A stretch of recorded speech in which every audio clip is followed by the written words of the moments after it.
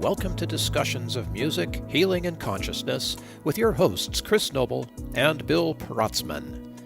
On this podcast, Chris and I offer a spontaneous, ongoing conversation about how music is intertwined with healing and consciousness. Our first season helped lay the foundation and build some of the superstructure for what we want to do here in Season 2, where we'll be welcoming some intriguing guests, going deeper into ancient mysteries and wisdom, and cultivating your background knowledge and curiosity. We hope these discussions will inspire your own study and practice of the musical and healing arts, and that your contribution to advancing world consciousness will be satisfying for you and transformative to those around you. Let's get started. So I was hosting a music healing meditation workshop, and I mean, even the name of that's probably going to change so much throughout my life because it's an evolving practice. And, it was a really amazing situation. I basically was leading about a 90-minute guided meditation with my music. And the way that I break it down is essentially the first, let's say, 10 minutes, we sit, and as long as it's a small enough group, we can all sort of quickly go around the room and introduce ourselves. And I find just right off the bat, everyone going in and introducing themselves and mentioning what their intention is for the meditation beforehand. Even just a little bit of information coming from everybody in that circle, everyone in that event, makes a huge difference. On just all of a sudden, I could even feel like some people that didn't know each other, a little bit of the awkwardness and human social quirks and stuff immediately starts to dissipate after we've all shared a little bit of our intentions for that particular meditation, because even in that, I started to hear common threads from people like, oh, I'm just feeling really run down this week. I've got family visiting. I'm really stressed. I just thought this would be a great situation to just kind of float away for a bit, be rejuvenated. And then someone else would say, yeah, I'm also having family visiting this week, and it is really stressful. And I could see them lock eyes, laugh, connect. Right. And so everyone right off the bat, they're already connecting. Yeah. You can feel like and Bill, you probably experienced this with some of your song circles, sing-alongs that you lead, when that coherence. I want to use that word, coherence. I could very much feel a tangible coherence as everyone starts to share their story, share their intention for this meditation. It's building bonds already. It's like I can see and feel like the ties connecting, the web of consciousness kind of connecting everybody as they share. So as we become more vulnerable and share our truths of what we're going for in that particular day, even as basic as one guy said, honestly, my lower back's really sore. I've been snowshoeing all day, and I just really wanted to hear some nice music and zone out. And as simple as that is, someone else was asked him about snowshoeing, and then he started to go into like, yeah, I just find it's my form of meditation. I just love to go for walks, and I find it very meditative. And then some other people started to chime in and be like, I've always thought gardening was kind of very meditative, and then and I'm just letting everyone kind of just talk, and I can see them unraveling what meditation is for them, because meditation isn't just what we think it is, right? So it's like I haven't even started playing music yet, and everyone is already in a state of coherence and connection. And I don't know, Bill, a question for you is, have we lost a bit of that in our current day and age? Because this was the simplest thing ever. I mean, all I'm doing is sitting in a room, and I do have everyone's attention, and they've paid to be there. So there's also like a material incentive, and like, okay, I find when people pay to go to things, they're going to pay usually more attention. There's usually a psychological just thing that goes with that. So they're there, their attention is there, and then they start to share little things, and all of a sudden they're already in a really interesting state. Have you, like, why isn't that more common? Like, you know what I mean though? Like, I feel like little things like that, have we lost even just, and I'll tell you about the rest of this workshop in a bit, but I just, even touching on this fact that everyone beforehand was connecting on this micro little level, and even that was so elevating. Do we not do that enough in our day to day? I don't think we do it anywhere near enough, man. I know that there are intentional places where that's supposed to happen, like in recovery groups, a group meeting, or what they used to call rap groups, where combat veterans would get together and they'd tell war stories, right? So this works. This is an incredible form of coming to presence, of offering vulnerability. I know in Christian megachurches, they have small groups where this is supposed to happen, and I've participated in some of those. I've been part of book studies, but really just getting down to who we are, the basics of let's sit around the campfire, and and maybe, everybody around the campfire has 45 ways that they're all different from each other, but just that common intention, just offering that intention the way you do, Chris. It's like, come to the whatever we're going to call it. Yeah. Come sit around Chris Noble's campfire and offer your intention, so that just giving people a place to sort of unpack a little bit, I think, is the thing that's missing. And we all need to. And somehow in the presence of other people, it's better, you know? 100%. I even in this sharing circle before we even started, I gave myself an example. Like I used myself in the beginning just to show like, okay, you guys can share as much as you want. You can share as simple as I'm here today to relax. Cool. Great. Sure. Yeah. That's enough. That's fine. Because I don't want people. There's some times where I've been in this state myself where I really want to stay inward at a meditation. And I'm really just there. Honestly, I'm there for me. I really am. And I Mhm. need it. And maybe I'm going through a rough time and I just don't really want to talk about it. And that's totally cool too. So I Well, recognize let's be honest. We're all there for us, right? I'm also there for very me. true. Yeah. And, Yep. I think more than ever before, there's a need in the world to just let that happen.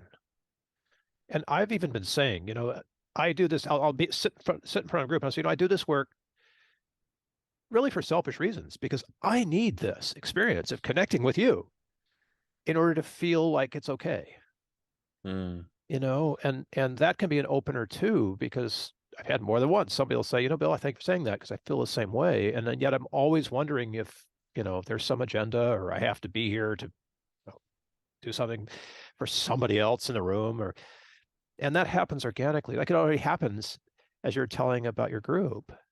People are organically mirroring, I guess, one another's um, intention. It's kind of a funky word to use, but mirroring one another's presence in the room. And intention. I think that's a great word because that's what we Yeah, were setting beforehand. And that's so important.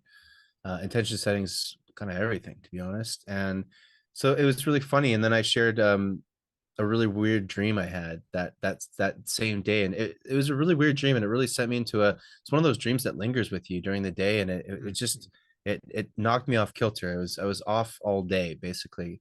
And I just shared that. And then I asked at the end, I was like, actually, has anyone else had some weird dreams? Everyone in the room raised their hand. Everyone that same night in particular, it was just after the full moon. And some listening might roll their eyes at that, but there are some really interesting phenomena that happen with full moons. sure. Yep. And I mean, just on a statistical level, crime always spikes on a full moon, which is interesting. And there's a lot of those astrological reasons and things that go on during a full moon. Anyway, dreams are apparently one of them, and I was having some really crazy ones, and apparently everyone else in that room also had experienced that. So when everyone raises their hand, when I asked a very obscure weird question about dreams, and everyone raised their hand, I knew in that moment too, for myself, like you said as well, I'm like, wow, this is just as much therapeutic for me as it is anyone else in this room. If anything, I feel like I'm getting the most out of this situation, because even just before, once again, we hadn't even started yet, and here we were synchronizing, becoming coherent, becoming vulnerable, sharing our thoughts, and then connecting on all these different realms that I don't think anyone, myself included, showing up there was ever going to think we would connect on at a meditation, It's like the old movies where it's like so synchronize your watches, right? Everybody's on the same time frame, but you can't just leave it hanging there. Can you tell us what your dream was about? so I had a very weird dream about an ex-girlfriend of mine, and in a weird environment. So the scenario, I can't quite recall anymore the specifics of the scenario, what I really remember more than anything is that the feelings of the dream, the Mm-hmm. feelings of the dream more than anything. And it was one of those things where I woke up, where I woke up really not knowing what reality I was in. I was in some other world with my previous partner, and I don't know what world that was. we were I don't think we were even together. We weren't dating anymore, but we had a very intense interaction, very emotional, Yeah. and we're in some other freaking dimension, some other realm. And I just remember waking up being very sad, also being like feeling a lot of guilt and then anger, and then also like anger and confusion, a lot of really challenging emotions, I would say.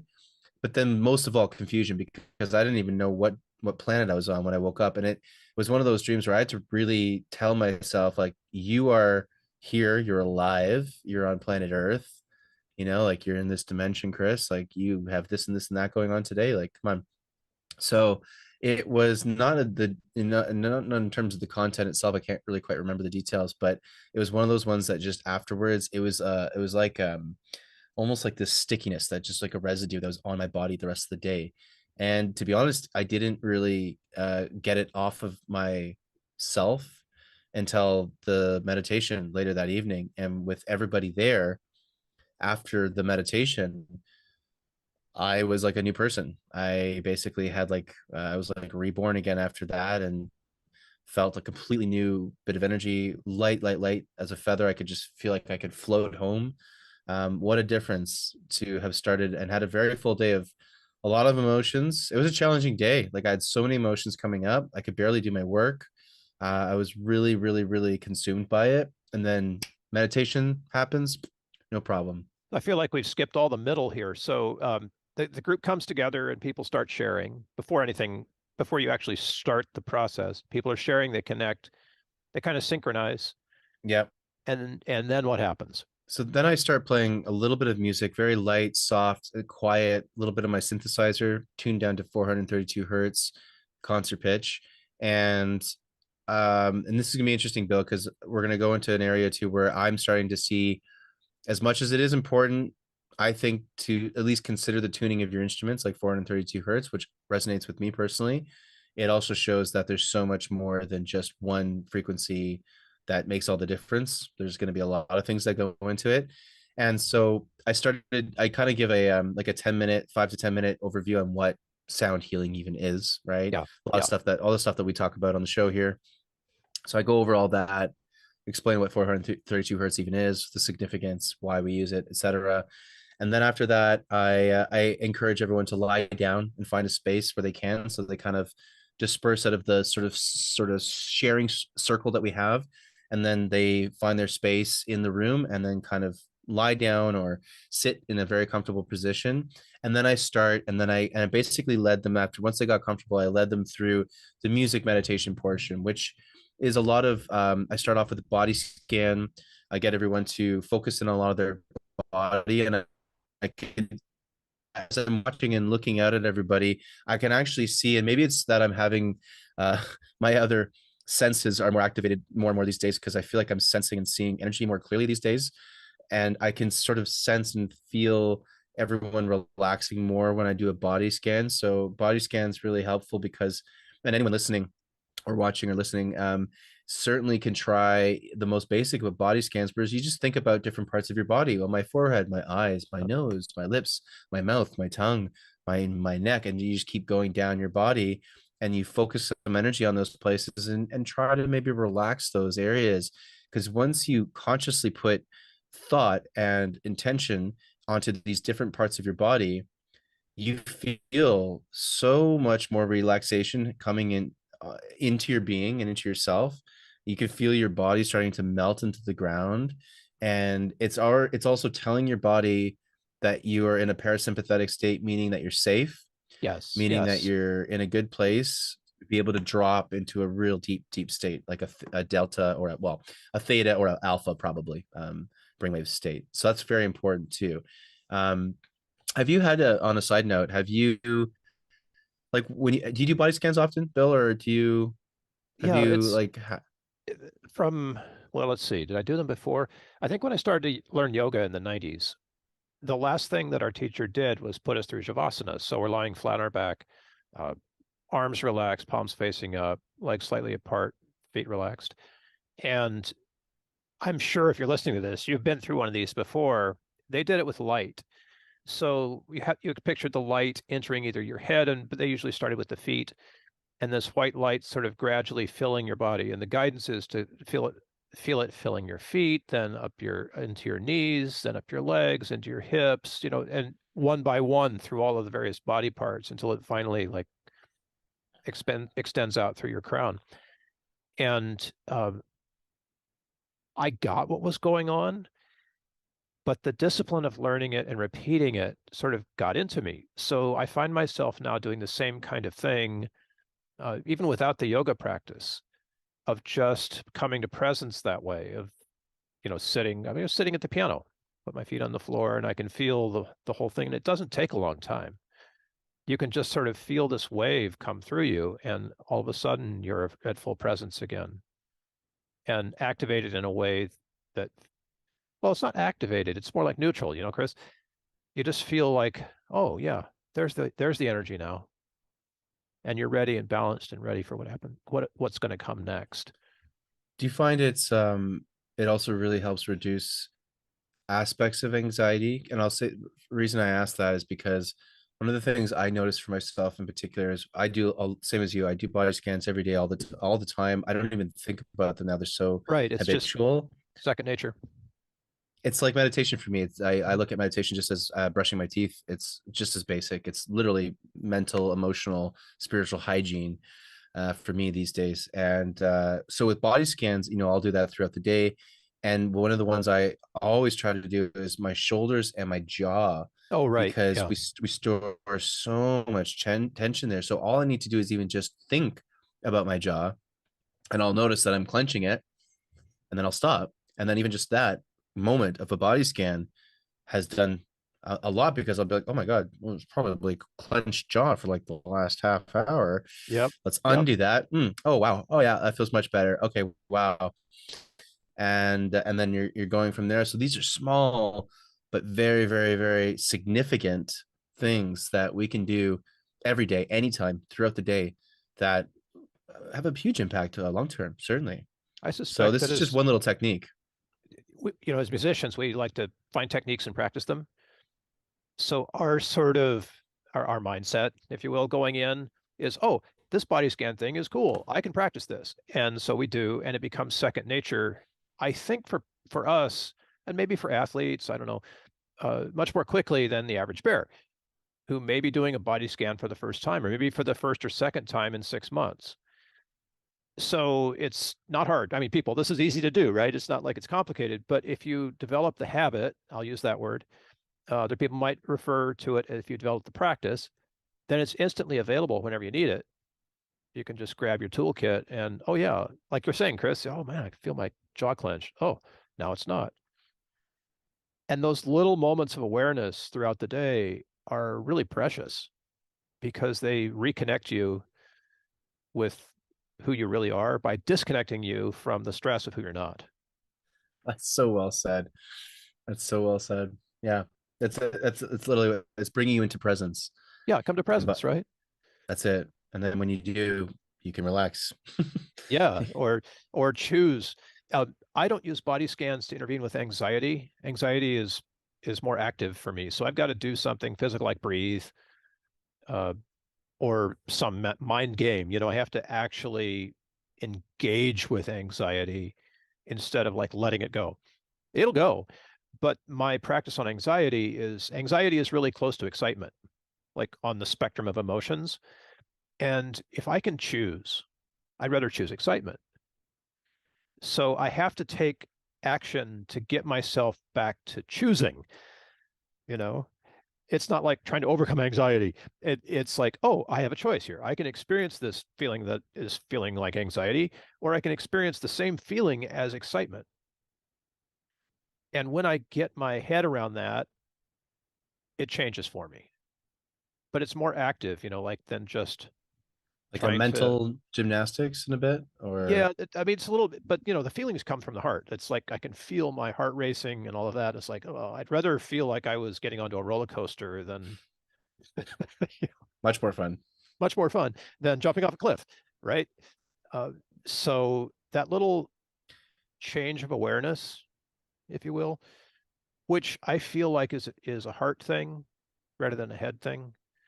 Mhm. Like I'm here's all this energy coming at me, and it's like, oh, it feels bad, feels bad, feels anxious, and that's an interpretation of the energy. Energy is just energy. Yep. So if I get my programming, I guess, out of the way and say, oh, this is energy, it's coming at me, I wonder what it's all about. Hey, this could be useful energy. I've got things I got to do, I'm feeling good about this stuff, instead of, oh my god, I've got these things I've got to do, I'm worried about this stuff. The difference, right? Yep. Yep. So that's kind of like how you accept that energy is below the neck, right? Heart and gut, maybe, Yeah, yeah. and I guess the rest of your body, because it's all Oh, the brain will come sensing. along. Head brain will come along. Yeah, it'll figure it out.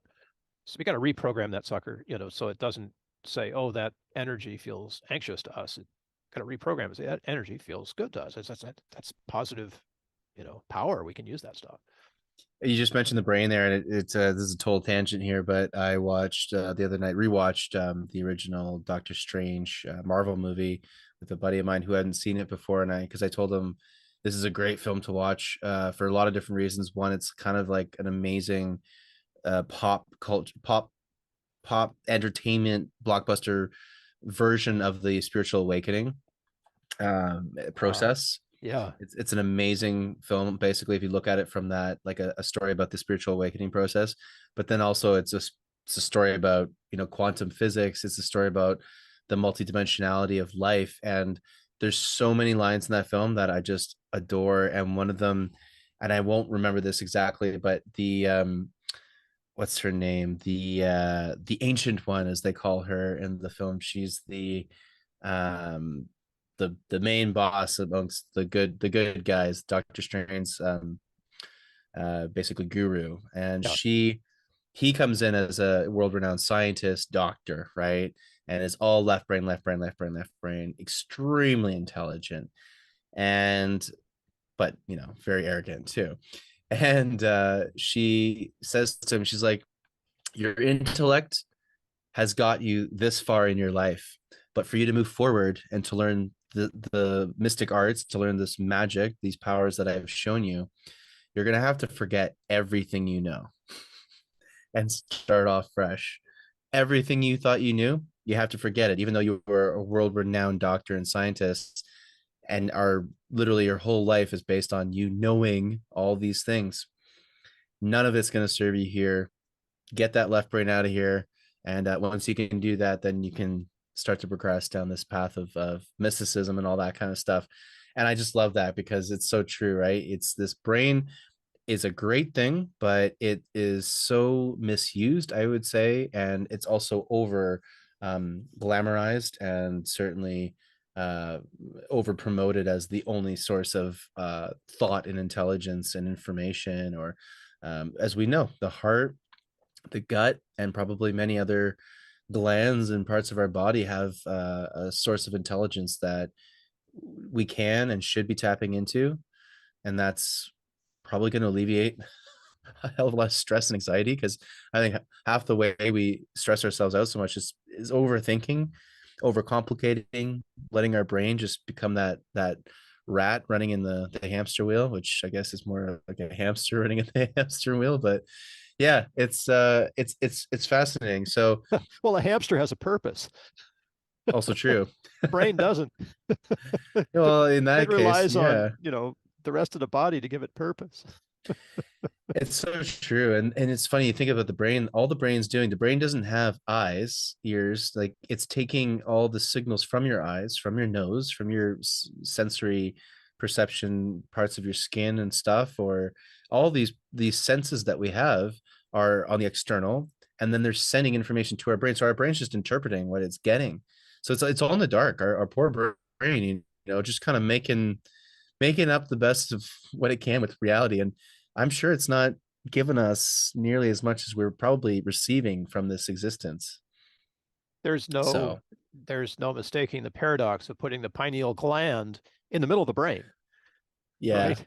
Like the spiritual source of everything in many traditions is not the brain. It's this little tiny gland that's, surrounded by the tiny, cerebellum, like tiny. I think, if I I know got my it's amazing. brain anatomy correct. Well, it's definitely somewhere in there, and it's so cool because when you look at that part of the brain, with the pineal gland surrounded by the other things that I can't remember because I'm not a neuroscientist or I'm not Bill Protzman, Yeah, I'm not and either. This is and just an effigy you see in front of you. and it's so cool. So I've seen these diagrams where if they cut the brain in half and you look at it from the side angle where the pineal gland is, it looks exactly like the like Horus's eye, like the all-seeing eye in ancient Egypt, which is a really cool, like exactly the same. So there's obviously something going on there, but I digress. That was a huge tangent. No, no, no. It's a useful tangent. I love it. There's in this practice, just so you've described it so far, there's so much. I mean, you used to have to go and pay a lot of money to unpack your stuff with somebody guiding your intention, right? And look at where we are now. We just do this. We just show up and do it. You know, And then we and we move on add to the in. yeah, we move on to the interesting stuff, like the really cool stuff, which is the sound healing stuff that you're getting to. I know you're getting to it. It's fine. No, but for me personally, like I thought the real magical stuff was all the stuff in a way leading up to it, and that happened. I Excuse know, me. right? After it, it's like the meditation itself is beautiful, but it's very much an individual journey. So, once I led people from after the body scan and then into the meditation, they all found their little place and they got comfortable. That is more of a blur for myself and for everybody because we all kind of go into another dimension at that point. So Right. I'm improvising music, which means I'm already off in right brain land, and I'm literally in a form of my own meditation. And so I do that for like half an hour, 45 minutes, and as I start to talk at the beginning of it usually, and I take everything that everyone said in that moment in that sharing circle, and then I bring it into the meditation. So that's a really important thing too about the sharing circle is that you get like I've never, and I don't think I ever will ever plan one of these events. I plan the basic structure of it, but in terms of what I say and the specifics of the music, always is made up on the spot because of the very reason that I don't know why everyone's there. I don't know what's needed in that moment until I'm there. And then once I'm Yes. there and people share and talk to me ahead of time, like they did, I'm like, great. So then I guided them through a meditation that played into what we were talking about and what we discussed. And afterwards, I'm coming out of it, they're coming out of it, and we really slowly come out of it because people go really deep, as we've said on Yes. many other episodes. Oh my god, music and meditation are really amazing when they work together because you can go, and I wasn't even using binaural beats or anything, but people went so deep that I actually sang a song at the end of it just to inject some energy in the room because I knew a lot of people had to drive home. Yeah, And right. I was actually a little part of me was so a little worried that they were going to be so zenned out, so relaxed that they might have some issues getting back to their homes. So I sang a song. I could feel just this need to. I just and I sang something like I have a Beatles medley that I do where I mash up like three or four Beatles songs together. So just things that people know and are recognizable Yeah. and uplifting. And then we just I sang that at the end. Some people joined me. Most were too like still out of it, and that helped inject some energy back into the room, to help them kind of come to. And then we did another share at the end, and what people experienced then was unreal. And the thing, and I would love, and I'll let you know what some people shared in a sec, but I would love to get your opinion, Bill. Is for me personally, it's so interesting when people in the same room experiencing the same meditation. I have found that every single person has the most individual experience. There's not anyone that is going to have the exact same experience as somebody else. That's always different. Have you experienced that? Yeah, it's always different. Music is so cool because it's instantly customizable without us having to do anything, except offer it. And if as a listener, you can go to that place where the music takes over, your journey is going to be exactly the journey you need, right? I'm sounding a lot like a psychedelic guide here, but that's on purpose because anything that suspends the default network, the term of the art now in neuroscience, that is the way that your pattern matcher, your head brain actually does everything regularly. If you can suspend that for long enough, you're going to get the experience that you need. The subconscious or whatever will take over, like some other thing, not the head brain, will take over and guide you through the process. And so our job as Are you musicians is kind of put you in that place. are you telling me that in a way we heal ourselves better when we're not thinking? We always heal ourselves better when we're not thinking. So we just gotta stop thinking, man. Well, now that's kind of being flipped because I know there are lots of power of positive consciousness kind of people out there, and my own religious tradition is one where it's all about what you think that creates the openness to healing. So It's the both. I think it's like it's not at all yeah, that, and it is all. yeah, I know what you mean. I was half joking with that, of course, I know, me too. because it's kind of a paradox. You're absolutely right. Mind over matter is everything. Your thoughts shape your reality, 1,000%. We know that through quantum mechanics and from just life experience. And yet, I would say at the same time, so much of the incredible healing or meditation or spiritual experiences I've ever had have always come from when that left brain is off It is off. Yep. and I am in a flow state. I am in an open state. I'm in maybe a no thought state, which is not easy in this day and age to be a place where you're not thinking about anything. Yeah. That is an incredible place to be able to receive these amazing experiences, and then at the same time, thinking is also very powerful. So I think it's a balance, of course. Like when it comes back to anything, balance the time, which is when I meditate, I try to get rid of most of my thoughts. I try to take it as a time to not think. Sometimes, though, if I'm doing a specific meditation, it's to repeat affirmations. So I am thinking kind of about something. Right, right. Maybe so it's all depending on what you're going for, I think. The purists are about, oh, well, if you're hearing anything or seeing anything or whatever, then it's not meditation because you haven't emptied your mind. But I Yeah. like to think of it as a sort of a teeter-totter. And our job is as to hold the fulcrum of that thing, like the music, the musician, the guide, whatever is the thing on which the balance beam Mm. is resting. And as long as you tilt it, Ooh, I like that. more toward, um, I don't want to say more away from, but if you're tilting more toward no thought, you're tilting away from thought, right? If you're tilting toward silence, you're tilting away from sound. So there's this a kind of an arbitrary uh, imposed thing that says, oh no, if you're thinking, you're not meditating. I don't think that's true because you and I both know playing music, yes, you have to get a certain amount of your thought out of the way, but there is still some thought required. There's still some direction. You still have to steer the ship, but you don't have to stress over it because of the Uh, practice. 100%, Bill. That's what I experienced when I'm leading these meditations. I'm playing music, I'm singing. I'm very much having to take into consideration my audio levels, things like that. There's thinking. There's definitely Yeah, thinking, yeah, and time flies by.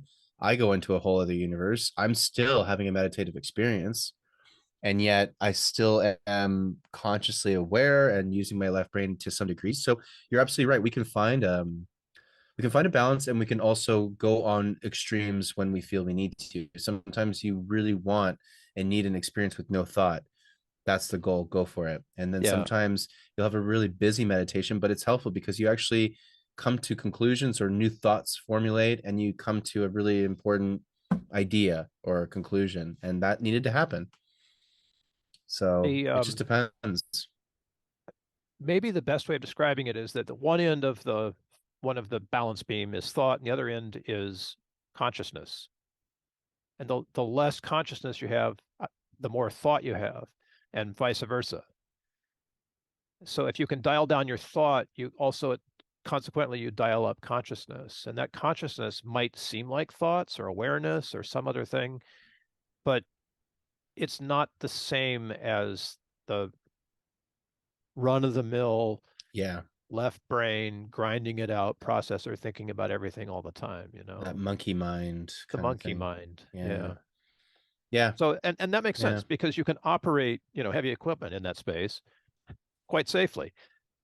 Keyboard, sound design, panel, singing, providing guidance in the room, can all be done very effectively, even though you yourself are in that space, which again sounds like a psychedelic guide that does small dose psychedelics to be able to be in the same space while guiding other people who may be at a higher level of you know, lower level, a different level of awareness and consciousness through that process. It's a really cool balance to find, I think. Um, I, I remember, when it's happened to me on stage. It's really incredible when it happens. Not all the time. And I wish it was. But when it does come in, it's just like, oh my gosh, I remember that night, right? I remember how that was. And this is what this particular workshop too was really special because that's exactly what it felt like in the moment and after the moment, like because when we were sharing after, a lot of people, at least half the people there were brought to tears at a certain point, which is Right. always, Yeah. it's always beautiful. It's always wonderful to hear. And if it doesn't happen, that's fine too. It doesn't need to be there, but it is a very tangible sign that people were moved. People went somewhere in that meditation that had an impact, clearly. Yes. Other people, profound rest, just profound rest, which I think in this day and age, anyone can agree, I'm sure, that having a really restful experience is not that common these days. And to feel rested, to feel like truly like, whoa, I feel like really rejuvenated and rested right now. I'm going Even to just say it, that, 40 huge. hertz again, that 40 hertz rest, you know, it's so beautiful. I mean, if you're listening to this right now, it is so beautiful. It's unlike any other kind of rest I had on 40 It hertz. is So, different with the yeah, frequency, right? It's yeah, it's different than when a deep sleep. yeah. It's different than when I do a yoga nidra kind of nap for 10, 15 minutes. Even the binaural beat power nap Yeah, is a different quality it's than that different. 40 hertz. And this is probably different for everybody. But the invitation here is to find your rest, whatever it is. You know, um, did you make a recording? I did. It's supposed to be on my Patreon. I just gotta get it off my phone somehow. It's being a little Cool. So finicky people who with are that, but yeah. there, right, could go back in on that recording and theoretically achieve the same level of rest. Yep.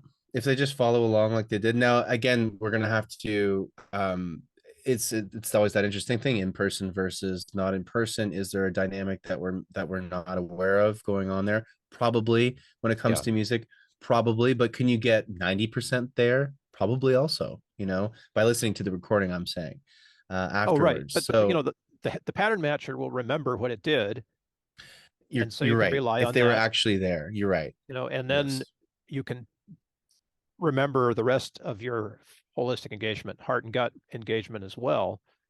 Will flow along with that because it's all in there. Subconscious stores everything. So it's just a true. little bit of a tug on the pattern matcher will tug you far enough that with some practice you could get the whole effect, after a few tries.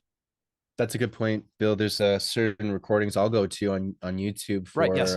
particular breath works or That 40 hertz whatever. recording that I keep mentioning. Yeah, this guy, I don't know, some Chris Noble Some Chris. dude. I don't know. And but the thing is so I'll use an example. There's a breath work I love on my favorite YouTube yoga channel, Breath and Flow Yoga, and they do a great breath work for about 20 minutes, and it's just the way it flows, and then the meditation afterwards and the music all in it, just the way they've crafted it all together, almost always brings me to tears every Yeah. single time. And now I've been doing this for since the beginning of the pandemic, so it's now 3 odd years now since I've started doing this particular breath work. And now when I go back to it, like a song, much like a piece of music, I am more or less taken to some of those first times when I was doing this breath work, and I was going through a lot. I was going through like a breakup and moving from my hometown, and all these things, moving, shifting, changing. I was very emotional. I can feel some of that in the recording of the breath work modality that I'm now doing 3 years later. And it's cool because I still want to use it. and I still have a different experience each time, but there's remnants of it Yeah. that, you know, I don't know what the science exactly would be there, but it's interesting because I can feel sometimes the frog in my throat, or that feeling of about to cry. And in some regards, I'm like, yeah, it's probably something I need to do. In other regards, I'm like, am I just, is this like a muscle response or a cognitive response, like Pavlov's dogs or something here? Like, what am I, you know what I mean? Well, the It's answer really is yes to funny. both, right? Yeah, exactly. Yeah. I am always surprised by the way those experiences will come back to me. Mm, You know, when you least expect them, of course, which is usually when you wish they wouldn't. yeah. It's That's like, how life likes to well, I'm work, leading a right? bunch of people here through this meditation with music that I'm improvising and singing at the same time, and all this stuff that I have to control, and this shows Yeah, up. I can relate. But you know, it's like that tap on the shoulder. It's like, no, this is what's important. All that other stuff doesn't matter, right? The moment that you feel like you can't hold it together, and the tears come, That's beautiful. that's the It's moment, needed. Yeah, right? that's the moment. And people get it. So this is happening. People and you know the music has happened, and you have to kind of wake people up with some songs that bring them Bit more back. energy. So when the music is over, then what happens? Well, it's basically over at that point. We spend the next 10 to 15 minutes just doing kind of like Q&A, but sharing as well. So Yeah, I start off a bit with just like closing kind of sharing.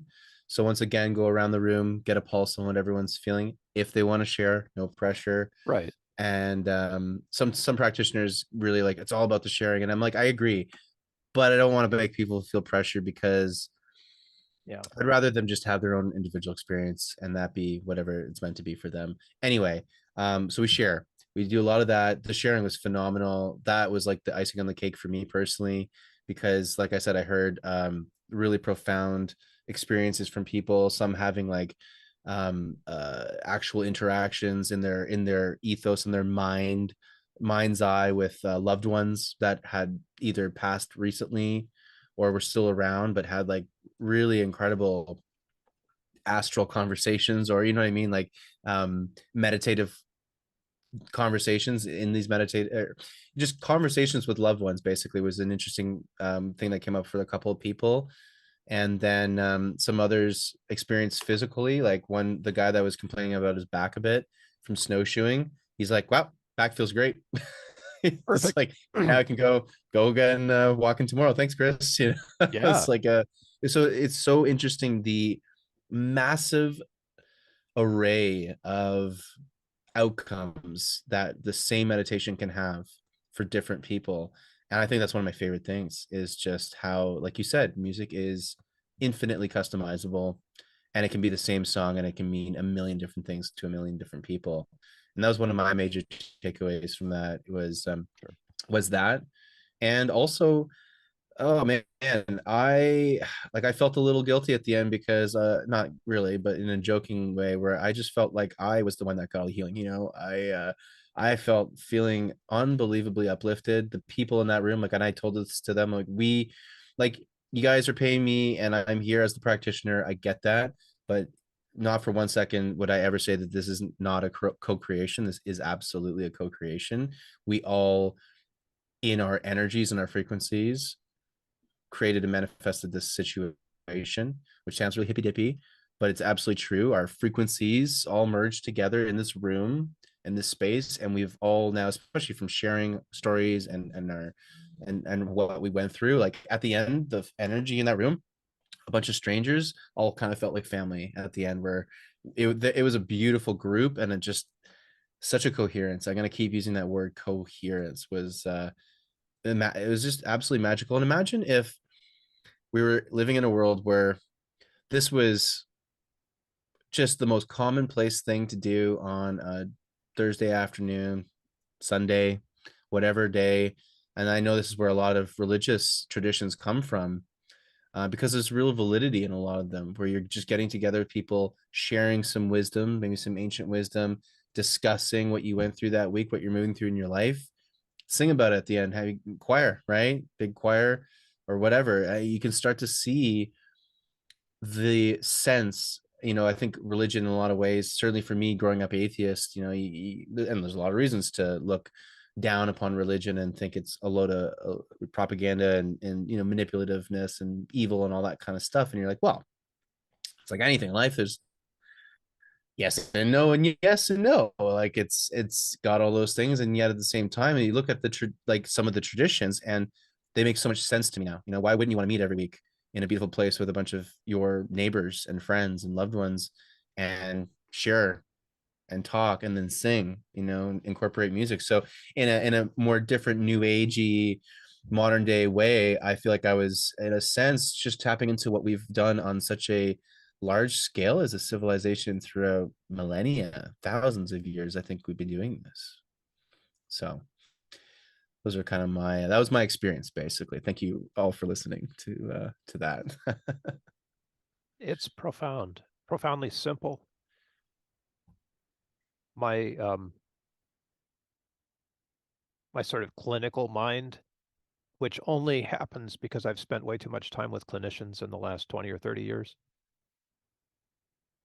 sees the utter simplicity of what you offer, Chris, and the incredible power, because it's not about protocol, it's not about therapy, it's not even about understanding your clients or your patients or any of the other stuff that we would look at as markers of sort of a psychological therapeutic interaction. And it's not like spooky healing either. You're not the healer. You're offering a modality in which healing can happen. And you do it really well. I mean, judging from results, right? People express their relief.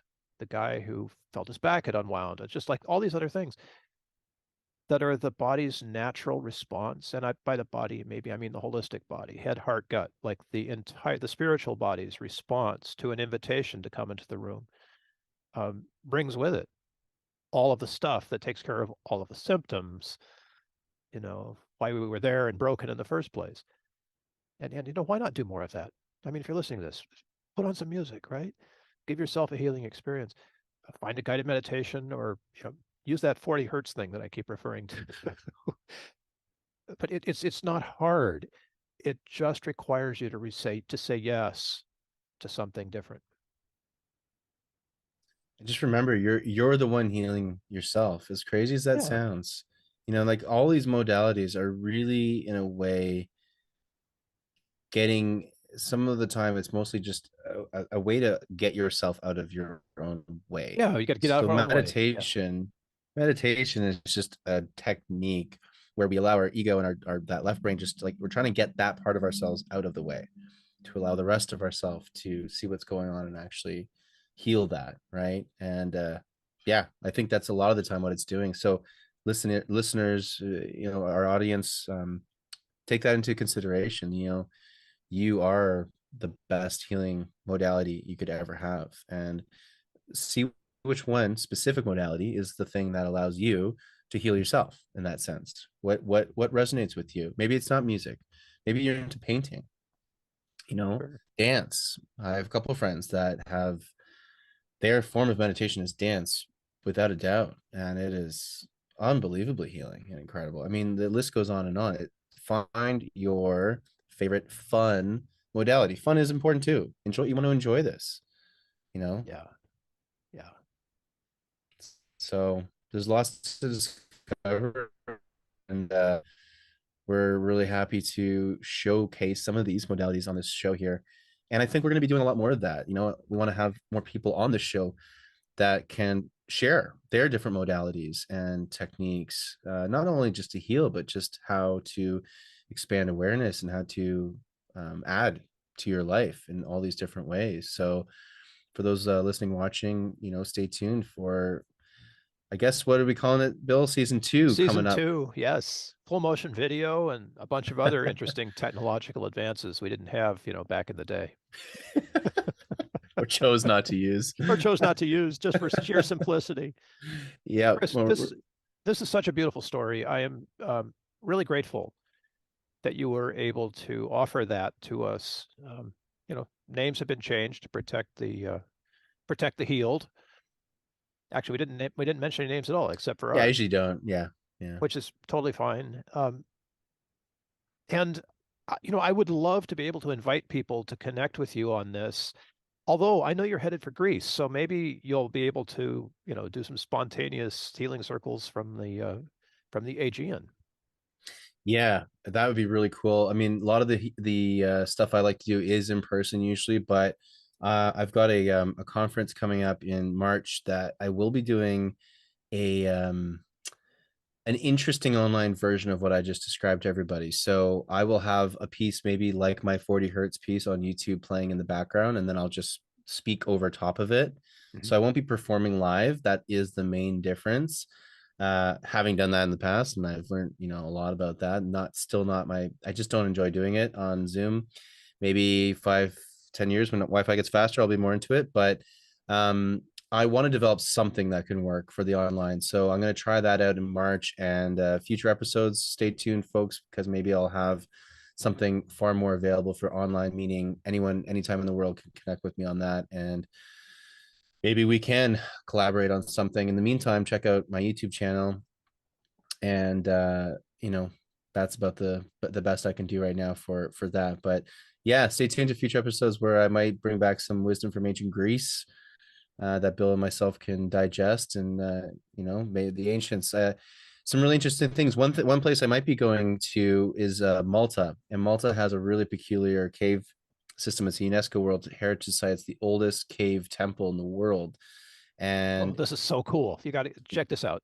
Listen to this, yeah, people. so they have this whole underground structure that has a couple of interesting properties. One is that the specific frequency of 111 hertz or 110 hertz, depending, 110 hertz has a really weird resonant ability in this space. So when they play the frequency of 110 hertz, or they hit drums that have harmonic, resonance with that particular frequency, it basically gives people a spiritual out of body experience. It literally takes these left brain scientists who are doing these experiments and gives them what these scientists would only describe as a spiritual, like religious experience.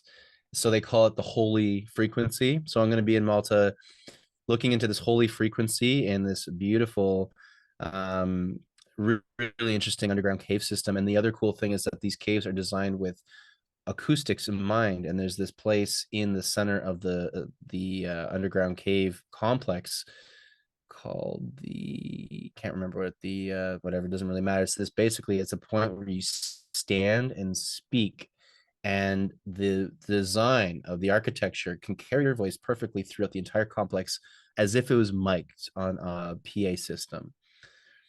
So yeah, it's only like 5,000 years old or something. So how the heck did they know that? And so I will have lots more information on that when I come on in some future episodes. Maybe we'll talk about that. Maybe we'll save it for another time, but lots more cool stuff to come your way, everybody. So as always, thank you for listening. And Bill, thank you so much for your insights. I love how you describe consciousness and spirituality, and sometimes these weird subjects that are hard to explain in the human English language. So I always appreciate hearing your insights on these Hey, things. thanks for Thank that. you. I appreciate Yeah, that, Chris. And thank you all for listening. This is, as you all know, such an incredible opportunity to just sit here and chat together and learn and spin ideas and you know, butt heads against things that don't make any sense and try yep, to unpack them. And we want to do a lot more of that. Uh, you kind of alluded to it, but that includes guests. We've got some interesting guests ideas where we want to speak with them. So as we enter season 2 with this unfanfare of an announcement, hopefully you've gained something from this process that'll intrigue you and make you want to start your own journey uh, toward the possibilities that are in sound healing for you. Whether you do that with a facilitator or on your own or using YouTube videos, just do it because it's such a beautiful place to be, you know. And if you do it with other people, like do that because that's yeah, even really more cool to interact with the energy. 100%.